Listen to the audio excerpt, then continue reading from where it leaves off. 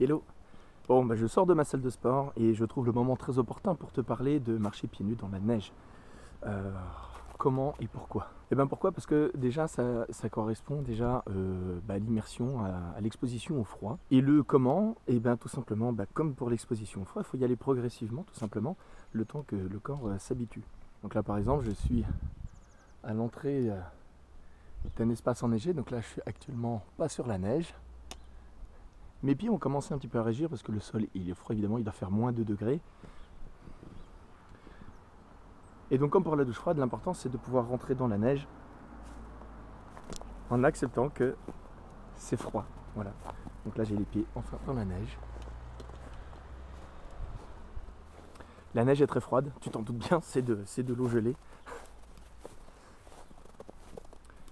Et donc on retrouve les mêmes sensations que quand on rentre dans un bain d'eau froide.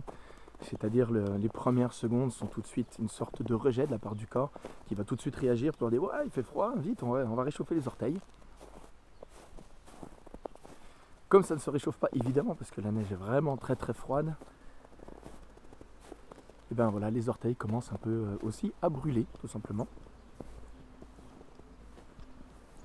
Et il faut attendre donc plusieurs secondes, comme pour la douche froide, comme pour l'exposition au froid, pour que le corps puisse enfin déclencher un mode de réchauffage des orteils, tout simplement, et que ça vienne. Donc évidemment, là je te parle, j'ai toujours les pieds dans la neige, évidemment ça brûle. Tiens, je vais faire des empreintes façon Bigfoot. Ouais, parce qu'il faut le faire en s'amusant, sinon c'est pas drôle.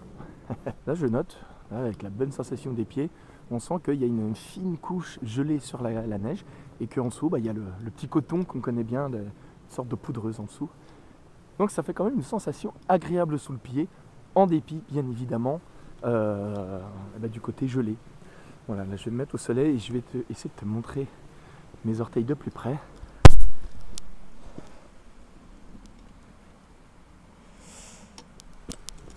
Ouais, bon, je sais pas si ça se voit. Voilà, les orteils commencent à vraiment brûler, ils deviennent rouges, et il faut tout simplement accepter cet état-là.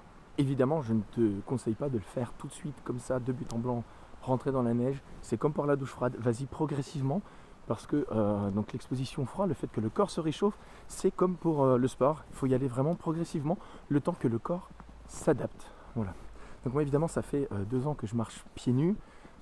J'ai commencé aussi à marcher pieds nus dans la neige en sortie des lacs gelés, parce que forcément si le lac est gelé c'est qu'il y a de la neige autour, donc le temps de me sécher, tout ça, j'avais les pieds tout simplement dans la neige. Voilà, donc là j'ai les orteils qui brûlent et puis on se détend.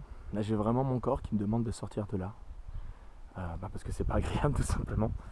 Et ce qui va être agréable, c'est quand je vais sortir de la neige et que mes pieds seront de nouveau dans un climat, on va dire, chaud, tempéré. Le corps va vraiment activer ses ressources pour réchauffer les orteils, évidemment, hein, comme rouvrir les capillaires sanguins.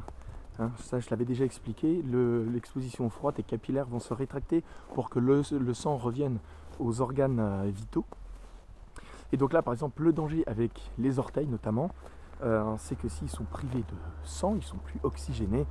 Et voilà, si tu restes vraiment très très très très longtemps, il se peut que tu aies des engelures, que tes orteils gonflent un petit peu avec le froid, voire même, mais ça c'est vraiment quand tu t'exposes vraiment trop longtemps et que tu n'étais pas habitué, voilà, tu peux avoir des nécroses, des tissus qui meurent, voilà, parce qu'ils sont plus irrigués tout simplement. Donc c'est pour ça que je te conseille toujours, encore une fois, d'y aller tranquillement. Voilà, tu peux par exemple marcher 30 secondes dans la neige et puis ressortir sans forcément te les réchauffer tout de suite. Voilà, tu mets par exemple des chaussettes très épaisses et tu marches après tranquillement sur un sol tempéré.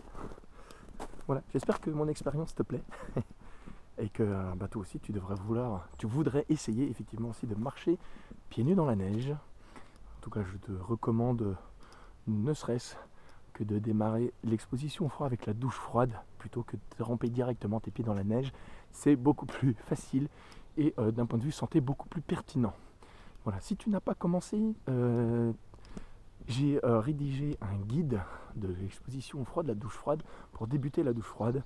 Ce guide, il est gratuit, tu mets juste ton email et tu vas recevoir un lien pour le télécharger. Et dedans, j'ai recensé toutes les questions qu'on a pu me poser par rapport à la douche froide et à l'exposition au froid, notamment des questions qui sont menées un petit peu par rapport à nos peurs.